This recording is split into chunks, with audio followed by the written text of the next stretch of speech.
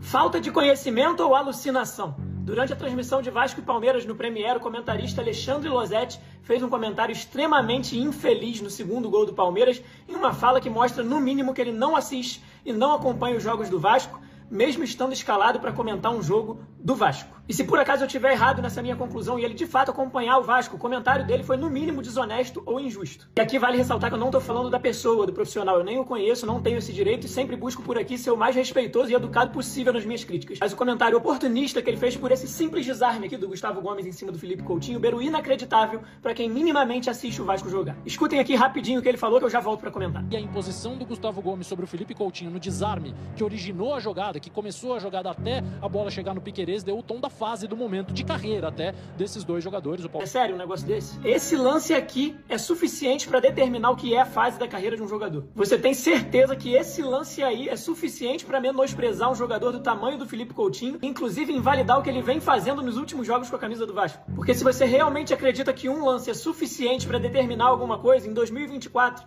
quando o Felipe Coutinho ainda não estava nem tão bem quanto está agora, ele fez simplesmente isso aqui, ó, contra esse mesmo time do Palmeiras. Mas nessa hora aí ninguém falou que esse lance dava o tom sobre a fase ou momento de carreira de ninguém, né? Justamente porque fazer isso seria de uma injustiça bizarra e de um oportunismo bem barato, como foi feito dessa vez. A gente não precisa tentar diminuir um para elogiar o outro. O Gustavo Gomes é um baita de um zagueiro, assim como o Felipe Coutinho é um dos maiores craques dessa geração. Ele não é mais o mesmo do Liverpool, do Barcelona, do Bayern de Munique, mas ainda joga muita bola e merece respeito, principalmente de quem trabalha comentando sobre ele dentro de campo. E sobre o tal momento atual vivido pelo Felipe Coutinho com a camisa do Vasco, eu podia inclusive falar sobre os ótimos números recentes que fazem dele o meia com mais participações em gols no futebol brasileiro desde a Copa do Mundo de Clubes. Ou também poderia falar do quanto ele vem sendo decisivo para a torcida do Vasco e do tamanho da identificação dele com o clube que ele ama. Mas para quem minimamente assiste os jogos do Vasco, eu não preciso falar nada. E ver o Felipe Coutinho em campo para comentar sobre ele é o mínimo que a gente espera de quem trabalha com isso. Repito aqui, reduzir ou menosprezar o bom momento do Felipe Coutinho com a camisa do Vasco por conta desse lance é, no mínimo, demonstrar um completo desconhecimento sobre o assunto. Ou então um oportunismo barato que gerou um comentário completamente desconectado da realidade. O torcedor merece ouvir verdades,